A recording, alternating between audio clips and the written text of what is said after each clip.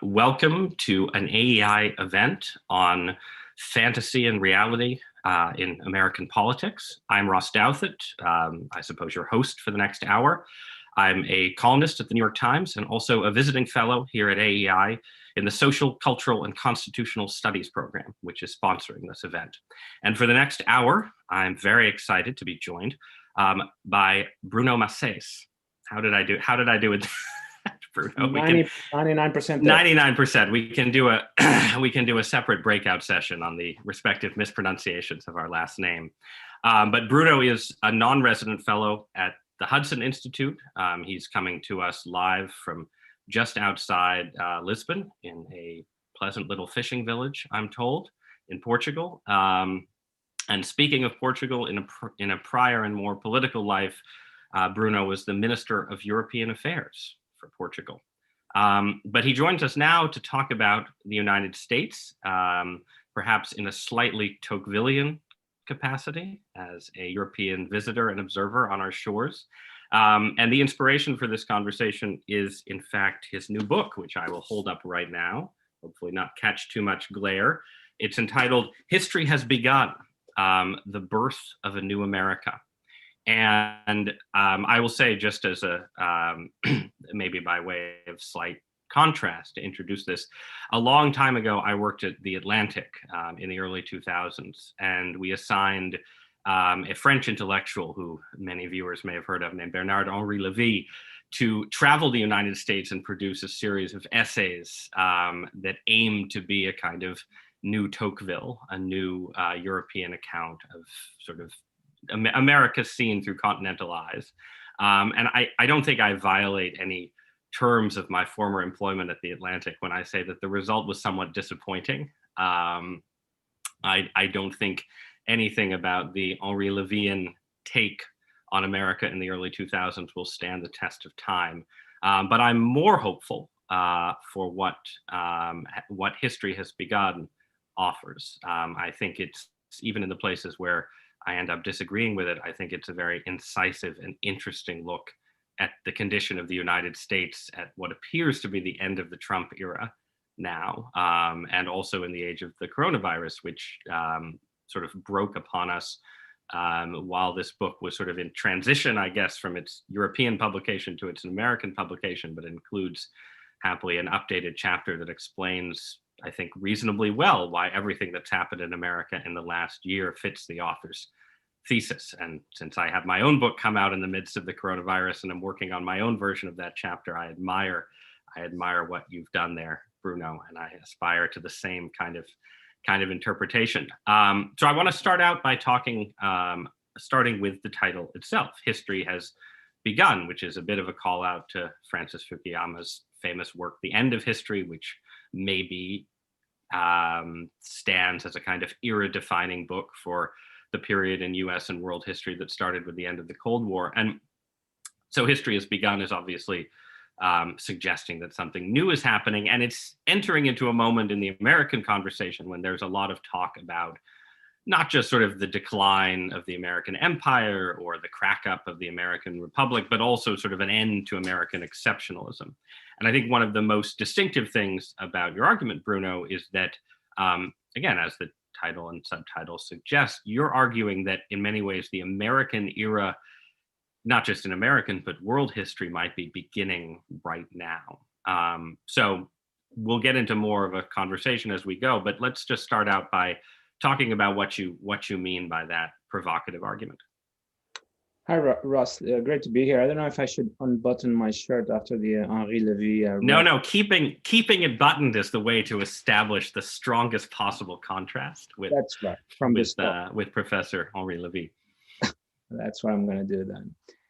Well, yes, it is. It starts as a provocative reference to all the apocalyptic writing that was happening a year or two ago. It started with Trump. And I think actually some of that writing now looks outdated immediately after the election, and the talk is all about a new beginning. I think it fits with the book. But more fundamentally and more philosophically and more historically, it's an attempt to look at America as separate from Europe.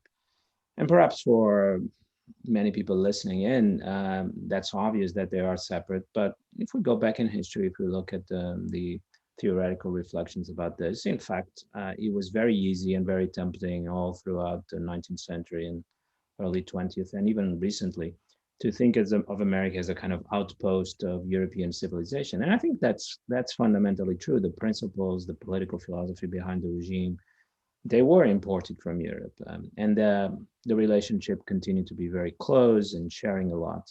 What I try to argue in the book is, well, maybe we have to wake up to the fact that America, now that it is all powerful, and when the differences in power in respect to Europe are so obvious to everyone, perhaps it doesn't make sense anymore to continue thinking of America as ultimately subordinate to European ideas.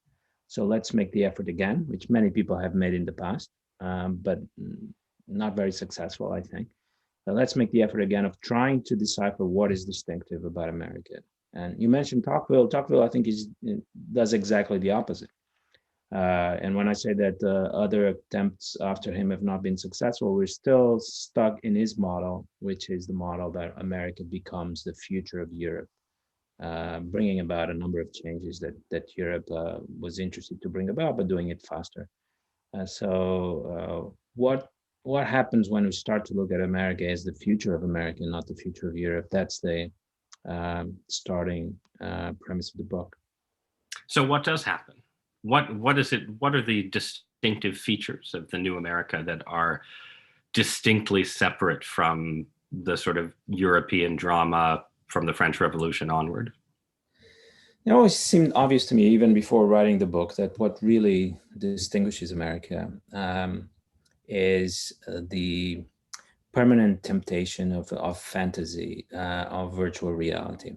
In the book, I argue that you could actually trace this temptation, this drift back to the very origins, that even the pilgrims were escaping social and political reality as it existed in Britain at the time and creating an alternative world, in fact, an alternative reality.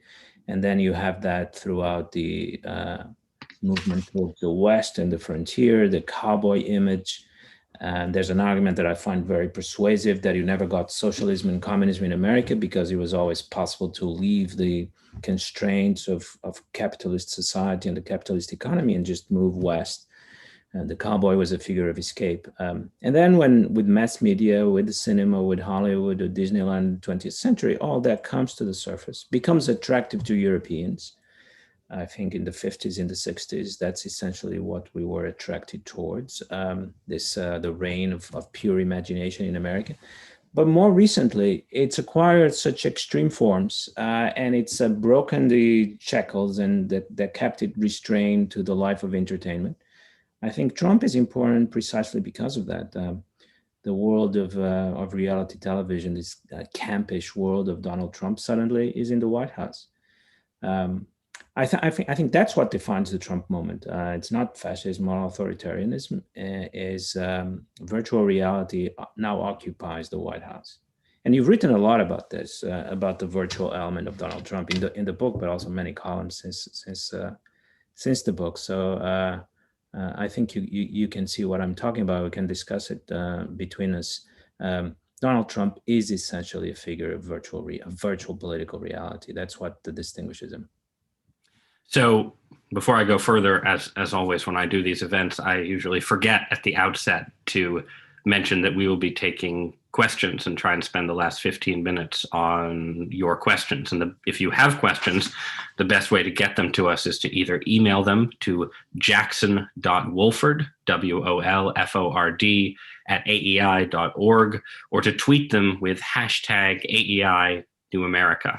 And again, in about 30 minutes or so, we'll dig into those questions. So back to virtual reality, right? And you kindly mentioned my own book, right, which came out earlier this year, just before the pandemic, which was called The Decadent Society, which I think, overlapped in many ways with your argument about simulation and fantasy as sort of defining features of American life, but also made drew conclusion from my perspective, this has seemed in part like a kind of, maybe dead end isn't exactly the right word, but sort of a place where American culture sort of enters into repetition, cultural repetition and political stalemate, right? That sort of as you reach a certain point where you're retreating from the real into the virtual, the absence of reality means that your virtual fictions in certain ways become less interesting. They become more apt to just sort of recycle the same kinds of stories. As literally the day before we're having this conversation, Disney announced its 20 new Star Wars movies and it's 20 or TV shows and it's 20 new Marvel productions and so on, which is sort of, again, an extension of like the world of Disneyland that you're talking about, but maybe it seems to me more of an extension towards sort of a kind of sterile repetition. And then in politics, it's tough. It's what's been striking about the Trump phenomenon in many ways is, at least in US domestic politics, there's relatively little sort of policy correlative to the Trump show. Right. The Trump show goes on, but is sort of separate from the work of government. The work of government is sort of stalemated and gridlocked and just amounts to, passing budgets and maybe a coronavirus relief bill. So that's sort of my in certain ways, my preemptive agreement, but also counterpoint, right, to your argument that this kind of intense virtualism is a defining feature of the US, but historically it seemed to have more connection to reality. And as it loses connection to reality, doesn't it become sort of less creative and more sterile? I don't think so. I saw that you had a little exchange on Twitter just before we came on about precisely this. If I got it right, I was rushing to this, defending that in the end we need to be connected to reality in order to be effective politically, but also creative. I'm not sure about that. So we can talk about the political side, where I think this love of unreality that you have in America has once again in the election shown its advantages. Because what America has done in the last 2-3 months is extraordinary. You have a transition which at the level of language and symbol is as radical as one can imagine. The language being used is diametrically opposed to what Donald Trump used, the language being used by the new administration. So you have this sharp switch, and the country and the political regime are able to do it. Now, I have no doubts that the reason they're able to do it is precisely because everything takes place at a certain distance from reality. If all this was happening in the real world, let us call it that, it would not be possible. You'd have a civil war. I think you made the argument, I'm pretty sure it was you in one of the columns, that all this conspiracy thinking has a very stabilizing role because people can inhabit their conspiracies. They can project towards the future a successful resolution or denouement of all their political aspirations. And just one example in which actually the unreal element of American politics is stabilizing and allows you, in my opinion, to run risks, trying new things, without ending up in either civil war or authoritarianism. And both risks were avoided with great subtlety and great inventiveness over the past 3 months. And I never had any doubt. By the way, you also expressed your doubts that the story would end badly. But I think very few people expressed those doubts, and one has to discuss whether that was genuine, whether they were as scared as they seemed over the past few months. Now, if we turn to culture and creativity, I think there's an element of repetition. That's probably always the case in every culture. There's also an element of transition. America is moving to something new and abandoning its cultural traditions. And so it will take time. We'll have to look in the right places. What's happening on the internet is, in some respects, extraordinary, the creativity that's happening there. What's happening in Hollywood is not. But that's perhaps a sign that Hollywood is going to disappear. COVID is going to help a little bit, and not necessarily that American culture is going downwards. So I have great expectations for the books that can be written and the television shows that can be produced in America over the past few years. And let me mention that in your book at the end, so after describing this period of extreme decadence, so extreme that it isn't even extreme, as you put it. But at the end, you draw all these scenarios, and the scenarios are really fascinating, interesting, radical, appealing. Could do with technology, with religion, with world politics, with extraterrestrial life, and so on. But if it's the case that these possibilities are already present in our current life, then our current life is not as decadent as one might think. That's the sort of, as I was rereading your book recently, that was the feeling I had over the last 50 pages or so. It's not that these possibilities are completely removed from our decadent world. They're already part of this decadent world. Something new is being created. And the past year has been a symbol of that, I think, both in technology, but also in the arts, cultural expression. I think we've seen some radically new things. So I think, I mean, I obviously agree in the sense that I think you can say the fact that even pre-COVID, the fact that I could spend, almost a fourth of a book about decadence talking, hopefully plausibly, about scenarios where decadence ends, does tell you that, the end of decadence is possible, and a decadent world that's sort of pregnant with other possibilities is less decadent and stagnant than it might otherwise be. But I've really gone back and forth over the last year on whether the coronavirus experience sort of proves, is sort of the hinge into, well, again, to your title, to history beginning again, right? To sort of the new moment or the new era, or whether it's sort of a moment that punctuates decadence, sort of exposes and reveals sort of problems of stagnation without providing a solution for them. And to me, it seems like there's a big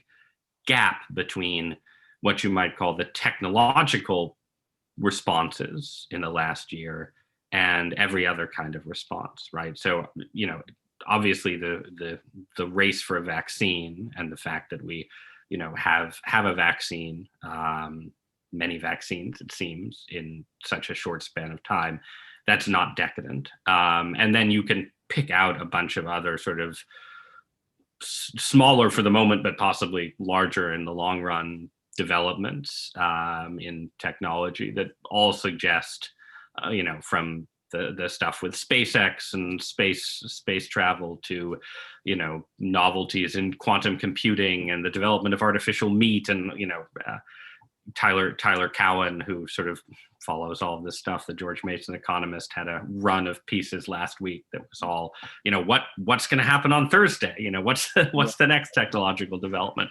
So all of that, if you just look at that, you would say this might be the hinge moment.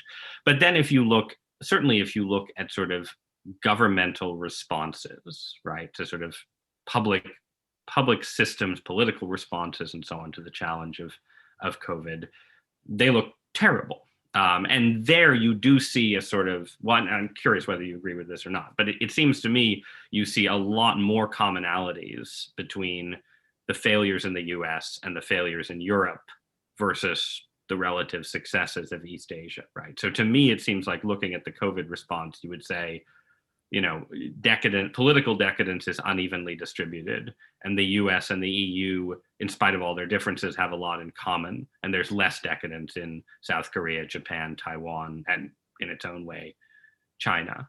So there's that. And then, there's just, I'm a little bit of a demographic obsessive, right? But it seems like the sort of COVID accelerates a certain kind of retreat into virtual life. It at least temporarily accelerates a retreat from normal social life, a retreat, therefore, from marriage and childbearing and so on. There probably won't be a COVID baby boom, although maybe there will be a post-COVID one. But I think you can see a lot of places where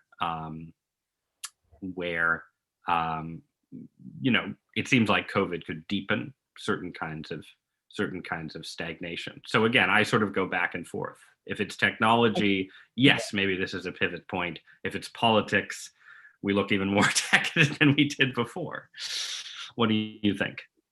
Depends a bit on the standard that you're using or presupposing. I can't help. I think it's too early. First of all, I'm writing a book now on the pandemic and going back to some of the texts written in April I mean, they haven't survived at all. And I'm glad I postponed a little bit what was being said about China back in April. And I think what's being said about the US now is probably also going to change over the next year as we get the vaccine. And by the way, that's clearly an area where the US and Europe have performed better than China. China has had troubles with the vaccine, and the vaccine is clearly a primitive kind of vaccine that is not going to be as effective. And some people that bought the Chinese vaccine are actually, some governments are actually regretting that they did. They could get the Oxford one very cheap, for example. Now, when it all started, you could anticipate a world where the United States would be faced with an existential threat to its way of life, where this fantasy life that is so typical of America today, everyone pursuing their own ideas of fantasy, would have collapsed, where the country would have suddenly become a very serious, well organized, motivated, almost Nordic, Scandinavian, or Germanic evidence-based policy would have become the rule. I'm not sure this would have been an example of extraordinary success. A country that did this was essentially a country that would have abandoned its foundations. And the resulting conflict between your instincts and what you were forced to do would have been very destructive. What you got, in fact, was America as we've always known it, and in a way self-confident in that way of life, continuing as if nothing of great importance has happened, transforming the whole affair into a disaster movie where there's something happening in the background, some threat, but it's kind of vague, and people are more concerned what we are going to call the virus, if you're going to call it Wuhan virus or China virus or COVID. What are you going to call the virus rather than actually fighting the virus? Now, what I'm going to say here may sound trite, but in a way, there is something impressive about that, provided that you can then deliver in terms of developing the technology, vaccines, first of all, that allow you to ignore what's happening in the real biological, physical world. And then with climate change, of course, where I think the US is going to behave in the same way.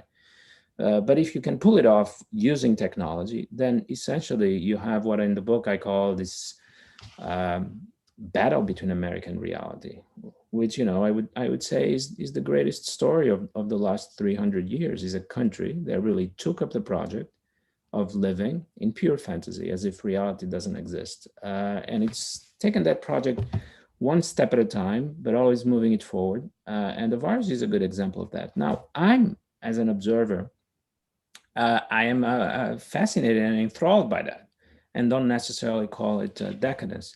There are many other areas that you describe in your book where I think we have a more ambiguous picture.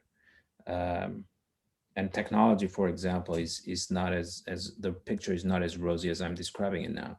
But it could become, and COVID could actually push the US into a better relationship with technology. But I already suspect that, let me briefly talk a little bit about technology. I already suspect that the US is moving towards a solution that I think is superior to the solution that you have in Europe and China. In Europe, the suspicion of technology and the constraints imposed on technological development are becoming really overwhelming. And in China, you have technology being pursued by political authorities themselves, with the obvious prospect of having a technologically advanced but authoritarian regime. The US is trying to navigate between these two extremes, which is a solution that I would prefer, where you take more risks with technology, but you don't absorb it into the political regime and make it a political project. So overall, looking at many of the areas that you describe in the book, I have clearly a more optimistic view of what is happening in the US today. So talk a little bit about your own continent, right? About right. Europe, because you have a more pessimistic take on Europe. At the same time, you tend to be more, put it this way, in an American context, your set of ideas are sort of right of center. I think it's fair to say, and which is, maybe why we're having this conversation under the umbrella of a right of center think tank. But in terms of your view of Europe, you tend to be more favorably disposed towards an optimistic about both the institution of the EU itself, and also sort of the prospects for the assimilation of Muslim immigrants, immigrants from the Middle East and Africa to the US, which tend to be the two things that right of center observers in the US regarding Europe. So I'm curious about that synthesis, the sort of, greater positivity towards European institutions and Europe's seemingly most immediate challenge, joined with a sort of more macro level pessimism about Europe relative to the US. Right. If I'm reading you right. No, broadly, yes. I think one way to put it is many of the descriptions that you have in your book, when I was reading it, seemed to me to fit Europe better than the US. Let me put it that way. A kind of end of history world that is doomed to repetition, and that is doomed to a certain kind, I'm going to use mediocrity in the sense of moderation, more than in a pejorative sense, but a certain excessive moderation where nothing very risky or nothing very adventurous is ever tried. That's the reason, by the way, why I am so favorable towards developing a new kind of relationship with the Muslim world, both welcoming immigration, but also trying to go back to our roots of being connected to the Muslim world. It would be a shock to the kind of European routine, but I think that's exactly what we need in Europe. So I don't see it in America, but Europe has some of the problems that you describe so well in your book. That liberalism, because it is averse to risk, and particularly to political risk, everything that is out of the ordinary could turn into a nasty political experiment. So you try to prevent it as soon as it emerges. There isn't the same kind of openness that you have in the US. And by openness, I mean something like Donald Trump, which was tried, was experimented, and the experiment has been now abandoned and dropped and switched off. But it was still something encouraging to see that American democracy could welcome this kind of deviation from the norm. I think you'd agree that Trump was in many respects a deviation from the norm. That's, I think, one example where you can, point to Trump and say some of the things that you talk about in your book can't be true because you actually have something that just 4 years ago or 5 years ago we thought was unthinkable. Now, a society where the unthinkable happens is an impressive society in at least that respect. I do tend to measure decadence in terms of repetition. And you do a lot in your book, but then there's a different way to read Trump. And something like Trump is not possible in Europe. Is that a good or a bad thing? Again, depends on the standards you're using, but I think the picture is more complicated and ambiguous than your publication, let us say, makes it to be.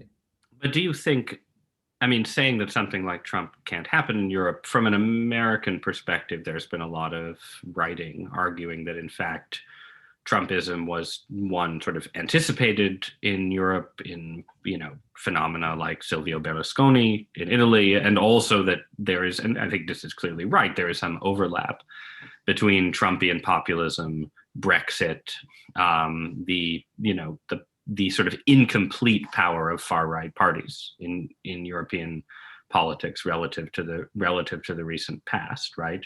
So what is so distinctively American and perhaps undecadent about Trump relative to Marine Le Pen or Salvini in Italy, and figures to whom he is compared? Right. It's interesting that you have two kinds of figures in Europe that is compared to, on the one hand, sort of the political entertainers like Berlusconi, on the other hand, the far-right politicians like Marine Le Pen. And that's, I guess, the debate that is still ongoing about where to place Trump. I clearly, as I said before, would place it closer to Berlusconi, but I still think that Berlusconi is a different kind of figure. He is a famous person and a wealthy person who moves into politics and tries to become a serious politician and uses his fame and his money as tools to become a successful politician. I argue in the book that Trump is the exact reverse of this. He is someone who uses politics in order to become a better entertainer, rather than using entertainment in order to become a better politician. And in the way Trump and Berlusconi behave, you see this. Berlusconi, for all the circus sometimes around him, was trying to be a serious statesman. That was his ambition. I just don't think that Trump ever wanted or wants to be a serious statesman. I mean, the tweet he just published today, which I think is the concession tweet, is an example of that. Berlusconi wouldn't have done that. So he's different, and what he represents is something different. I find Trump much closer to wokeness in the U.S. than to anything happening in Europe, even though traditionally you might place wokeness on the far left and Trump on the far right, but they represent this element of political entertainment and political virtualism, virtual reality, the idea of a political show that is more important than the reality behind or below, which is actually lost from view completely. So then, I guess there's a couple directions we could go with that, but staying on wokeness for a minute, right? This is another sort of provocative argument you've made, right? That, when the George Floyd protests broke out in the US, there were some similar protests around the world, particularly in the UK. And again, I think in the American press, there was a certain kind of writing about how, this was, an example of sort of the globalized world, and wokeness, the new left, the new progressivism was going to be a global phenomenon. But then by contrast, just in the last couple of months, you've had this striking divergence between sort of the US media treatment of issues in France, right, related to Emmanuel Macron and Islam, and how even parts of the French left have responded to these. So there's suddenly this big divergence between the American left and parts of the French left. And I think you lean more towards the second view, towards the view that sort of wokeness is very distinctively American and is sort of regarded critically, skeptically, or even sort of with a slightly comic perspective in large parts of the world. That's right. I think you don't need to make the argument in the case of Russia or India or China, but in the case of Europe, you do need to make the argument. I made it before this Macron episode, and I think it confirms some of the things I was saying. The disconnect is really very deep. There was an episode involving political Europe that really represented this, because it's kind of a hybrid institution with many American journalists and editors, but it's operating in the European media space. And so an op-ed was published that, if it had been published in the Post or New York Times, would have been applauded. But in Europe, it was almost a crime of lèse-majesté, and it had to be deleted. It was canceled, as we say. It was canceled for being too woke.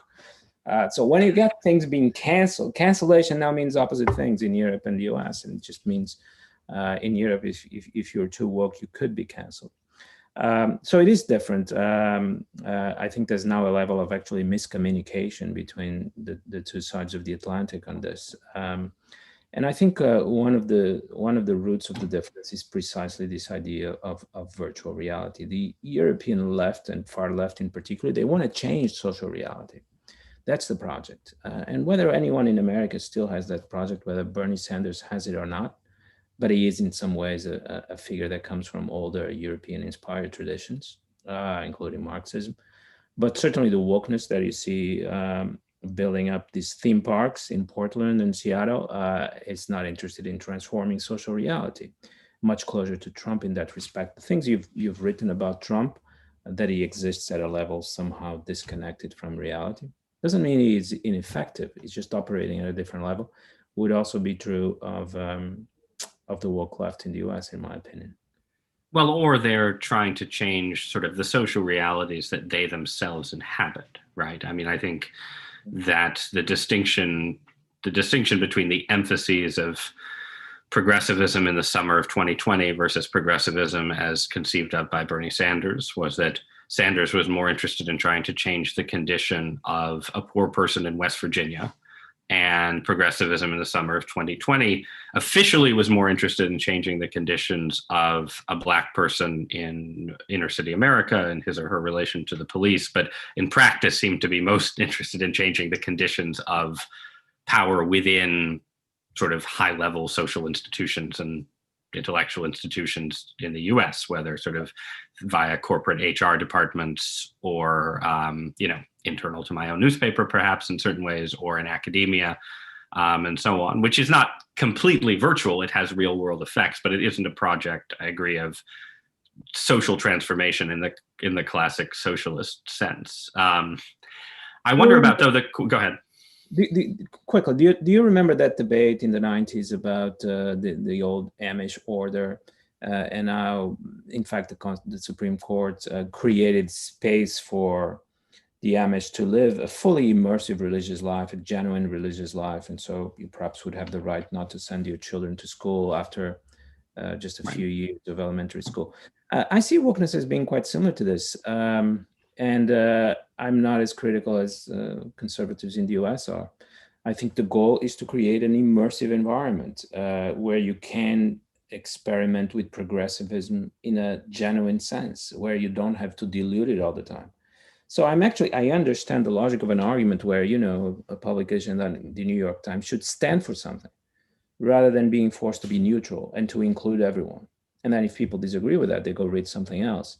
So I see the argument being much more about the having an experience that is deep and that is intensely felt than about changing reality.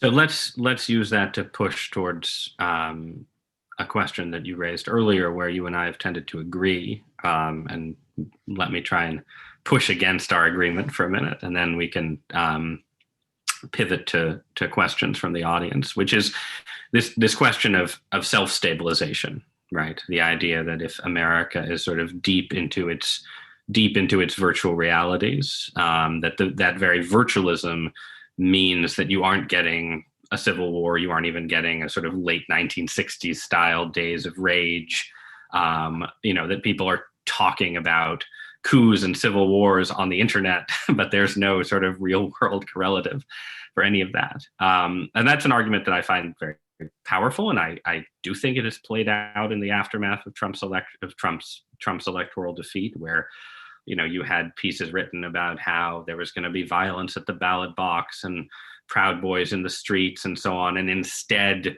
the attempted coup exists as frivolous lawsuits and a Twitter feed, right? That all seems right up to a point, but the challenge is that each faction in American life, or each major form of virtualism, is much more threatening to the other at the moment than the old order Amish are to anyone else, right? So religious conservatism in the US, if it shrank down to the size and scale of an Anabaptist sect, would not be a source of polarization and argument. No one would care what Catholic adoption agencies were doing, or who evangelical florists, whether they would work at same-sex weddings, if there were only 100,000 Catholics or 100,000 evangelicals in the US. But because there are many more, religious conservatism is a source of great fear and angst for liberals, and then religious conservatives feel themselves embattled and sort of on the precipice of persecution and so on. And the same applies with wokeness, right? To the extent that wokeness exists as it used to exist as a phenomenon at a few small liberal arts colleges, it's something that can be sort of, left alone in effect by the various factions of the political right.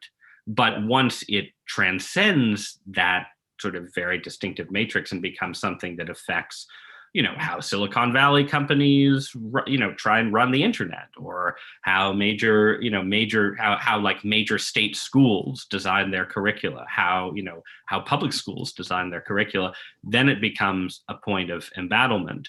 And I think someone listening to our conversation and disagreeing with us about the relative stability of the US would say it's stable until it's not, right? So, Trump lost this election, but suppose the election had been even more insanely close, or if he, won by some fractional number of votes, maybe that pushes sort of the virtual narratives into collision with each other in a way that eventually leads to real political crisis, right? So what do you think about that kind of argument, that basically, virtualisms can sort of proceed on separate tracks and pluralism can exist until some moment of actual collision happens, and then the divergence in the fantasies leads to actual civil war? So far, it's worked well. And that argument was used over the past few months, that we were approaching an existential crisis. It didn't happen. So I think sort of the onus is on on the people who made that argument to explain why they were wrong. I think it's obvious that they were. Now, is it conceivable to think of a scenario where things could have turned wrong? I don't think so. I think precisely what you have today in America uses some of the institutions from the past, but adds something new. This attention economy, where essentially people just lost interest in Trump, many of them, and many are losing interest now, and he's losing 1 million followers a week.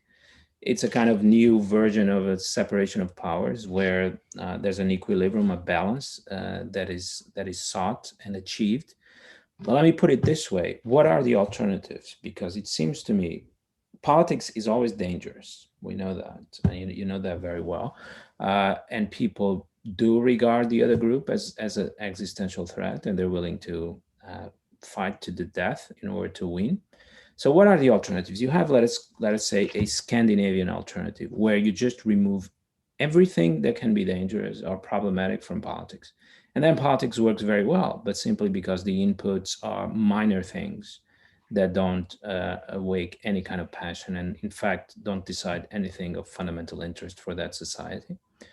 Or then you have a democracy like Turkey. And I'm not so critical of a democracy like Turkey because even though it is a troubled democracy, the reason it is troubled, it's because the inputs that are allowed into the system are much more important, life-threatening and life-enhancing than the inputs that are allowed in Denmark.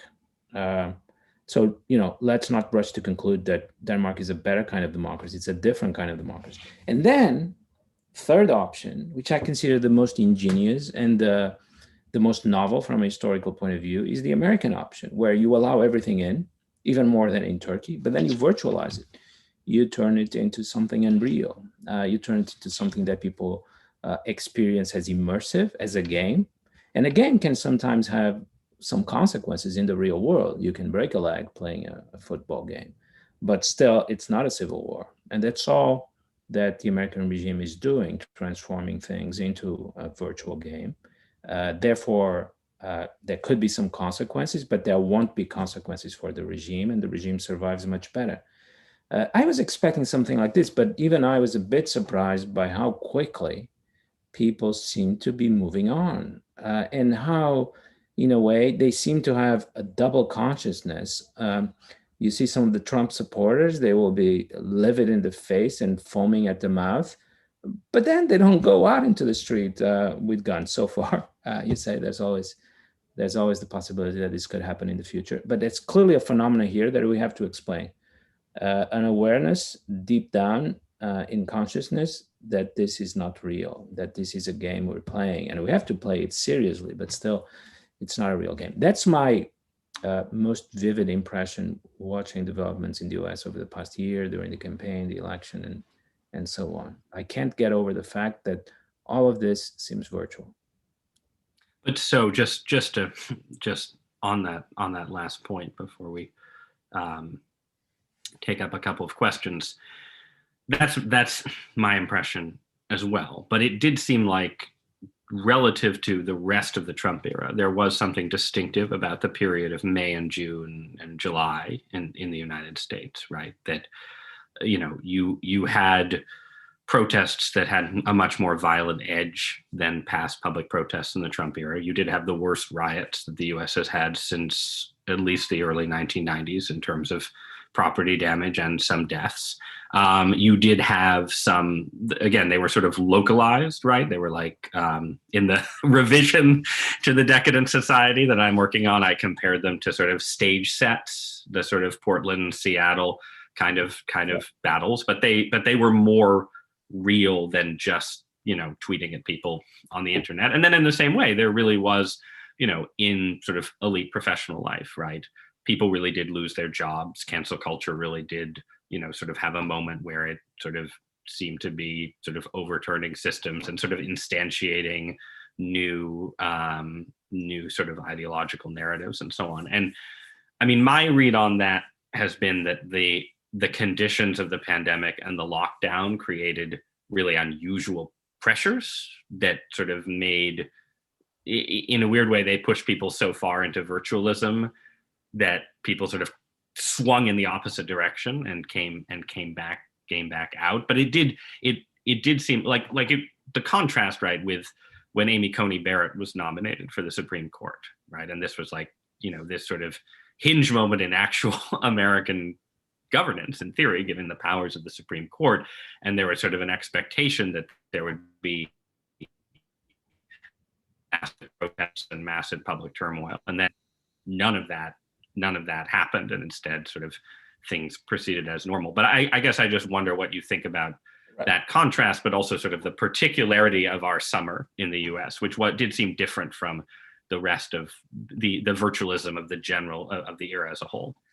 Okay, a quick response on that, and then a final comment before we on the idea of virtualism before we turn to the questions. I mean, again, depends on your standard, depends what you compare it to. So many people compare it to Maoism, and I have many friends in Silicon Valley and elsewhere, and conservative think tanks that keep telling me that this is very serious, and that the survival of American democracy is at stake with all this wokeism. That, by the way, is what the people at the left were saying for 4 years. This is very serious. And so it's a reverse image, and they're not aware that it is a reverse image. Depends what you compare it to. You cannot compare it to Maoist China. And as long as we agree on that, yes, it is an immersive experience. That's how I would describe it. And you always have to balance the idea of a kill switch to stop the experiment with the idea of immersion. If it is too safe, then it's not immersive. And then we're back in Denmark. So I think that's the balance that US life tries to figure out. And finally, when I say virtual reality and virtualism, I actually increasingly convinced that this is a very deep structure of American politics now. To the point, let me give you an example. Why wasn't there a coup? But people on the left, or many people writing for the New York Times, will say there wasn't a coup because, in fact, we resisted the coup. We won by going out and voting, but also by being vigilant and by marshaling all kinds of stakeholders to join us.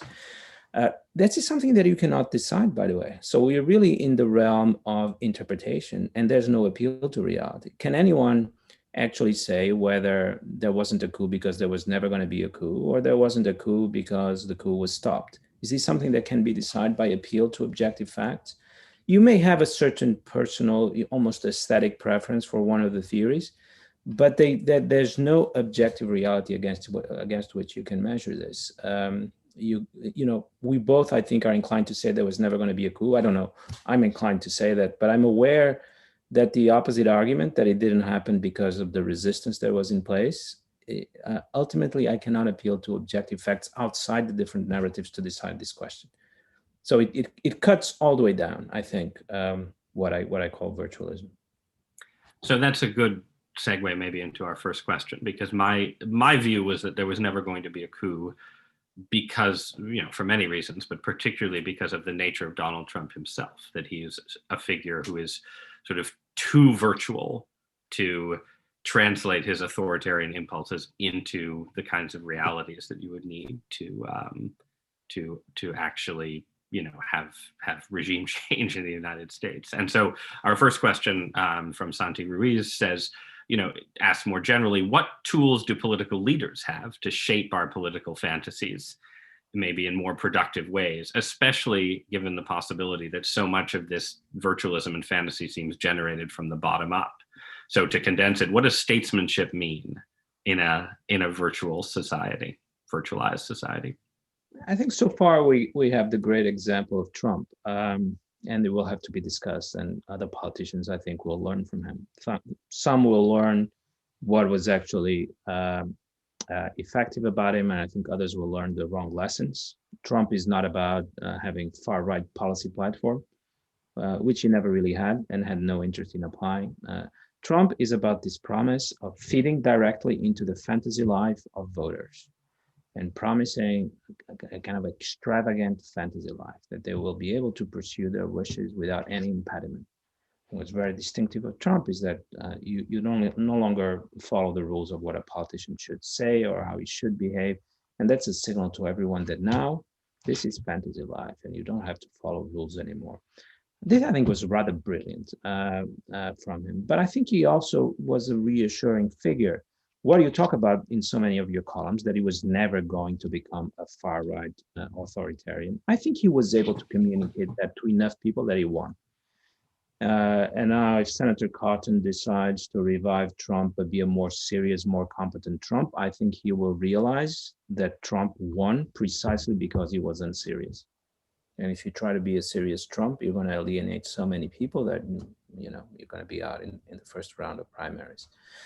So I think that's the way to do it. Promise immersion, but without being too real or too serious, so that people know that in the end, the regime is not at stake. I do think one of the reasons he's lost is that he wasn't able to pursue this as consistently over the last 2 years of his term. And some voters in the middle may have bought into the narrative that there was a threat here to American democracy. And then finally, of course, the virus. But I think the techniques of this kind of politics are still to be developed, learning from Trump. Trump was, there's a genius to Trump that I think people will recognize it now when it's no longer dangerous to your political career to say it, or to your professional career, actually. Do you think there's a distinction between productive and unproductive, or virtuous and unvirtuous fantasy? Like, do you think you could say statesmanship consists in persuading people to not just sort of enact whatever fantasy they want, but enact fantasies that somehow conduce to the good life? Yeah. I think, you know, if I was writing a review of your book, I would talk about how precisely you seem interested in this. There is a kind of decadent fantasy, which is about sort of the whole world has to fit to your desires. You walk into a supermarket, you don't wear a mask, and you shout at everyone, and you insist that you can do whatever you want. And then there's a fantasy that includes other people, perhaps even other countries, a more complex form of world making, where the world is as complex as the Lord of the Rings or as Dune. I think that's the model. And the better politicians will be able to do this. Otherwise, it's just sort of an irritability with the real world. It's purely negative form of fantasy where you hate the real world, but you're not in the job of actually building a new one. So that's, again, a perfectly designed segue to the next question from Charles Edwards Kuhn. He asked whether you see Ronald Reagan as the precursor to Trump in sort of foreshadowing a move towards performative political virtualism. I suspect the answer is yes, but maybe following on what we were just saying, could you also say that Reagan was maybe more successful than Trump in crafting sort of productive fantasies? Like maybe we ended the Cold War through a productive fantasy even. Oh yeah, I have many pages in the book on Reagan, and I'm absolutely in awe of how good he was at this. And I don't think people have understood quite well so far that this is actually what the game that he was playing. Let me put it that way. He was, I think, unhappy precisely with this kind of liberalism that limits our fantasies and our ability to project a different kind of world. And he was in the job of creating these very complex, sophisticated fantasies that could be taken for the real world. Business life, entrepreneurial life, the way he transformed this into a national myth without doing anything really to reduce the size of the state, of the federal government. He was not in the job of transforming social reality. Or family life or conservative values. He was able to reimagine these worlds that had been under attack by liberalism and to, in fact, rebuild them anew. And we're still living inside these myths. American conservatism and the AI has become, in fact, an actor within these worlds that Reagan to some extent built. And I don't think it's a coincidence that he came from the movies. There's so many sentences by him where he shows an awareness of this, that this is what he's doing and that he's a script writer before anything else, and the way he changed operations in the White House to pursue this kind of goal. And they've become like that since him, but they weren't like that before him. And then even in world politics, he was able to do it, as you said. So that's, so one question then that's raised by your argument, where you're, in certain ways you're suggesting that since America sort of coming into its own in its practice of these politics. Perhaps, we talk about the end of the American century, but perhaps the American millennium is just beginning. But at the same time, and this goes to a question from Daniel Simo about Europe and China, right? So you're also drawing a contrast, right? You're saying that, Europe is trapped in one kind of decadence where it isn't sort of creative. China is sort of trying to, maybe you would say, sort of impose a uniform virtual reality, in a sense.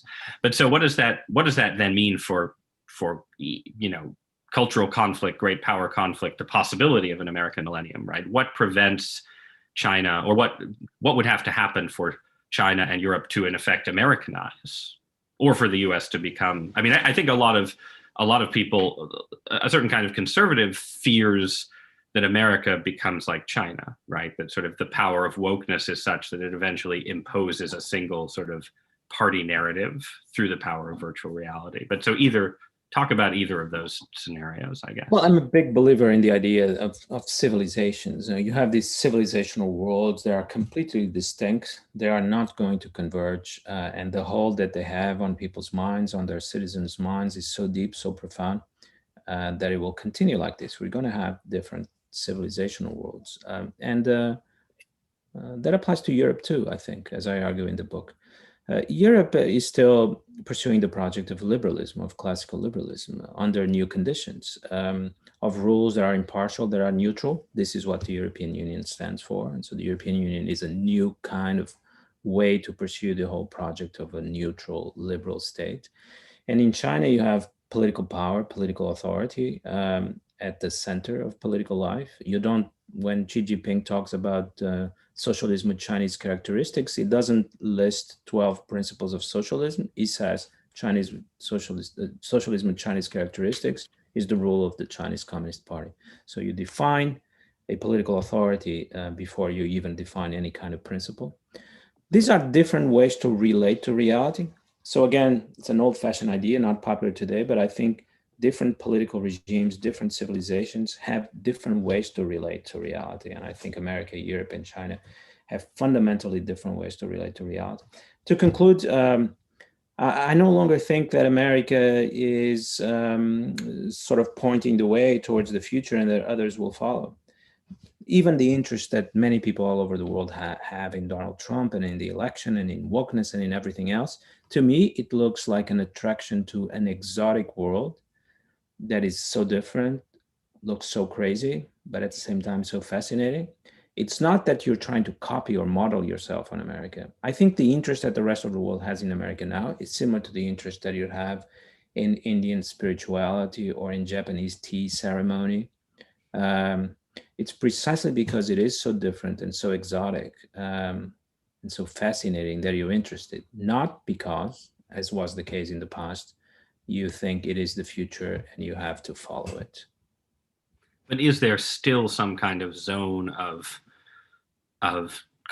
contested influence between these civilizations? Because there does seem to be, there is clearly some overlap between patterns of populism in the US and Western Europe. I think you can see zones of overlap that North Americans don't appreciate, maybe, between the US and Latin America these days. And then you have a zone, in the Pacific Rim of, there are clearly ways in which virtualism, as manifest in, video games and so on, right, and it is incredibly powerful in Japan and South Korea and so on. There's sort of, so I'm just curious if we're talking in sort of quasi-Huntingtonian terms about civilization, and we now have 1 minute to go. So in 30 seconds or less, what are the zones of contest between these different models? I think there are zones where there's influence and potentially some zones of transformation where you could be shaped by other civilizations. But the fundamental phenomenon is not that, in my opinion. The fundamental phenomenon is just power rivalry, where you try to become more powerful than your rivals, and perhaps where border zones are going to become important, but also technology, control over technology. whether you're better at fighting the virus, whether you're better at fighting climate change. Some forms of competition are going to be indirect, again, as if you're playing a game, whether you're better at fighting climate change. So you want to beat China at fighting climate change rather than beat China directly, because after all, we have nuclear weapons. And so direct clash has become implausible. All right. Well, now we have 10 seconds left. So on that note, I want to thank everyone for tuning in, whether you're tuning in live or tuning in later. I want to thank Bruno for a fascinating conversation.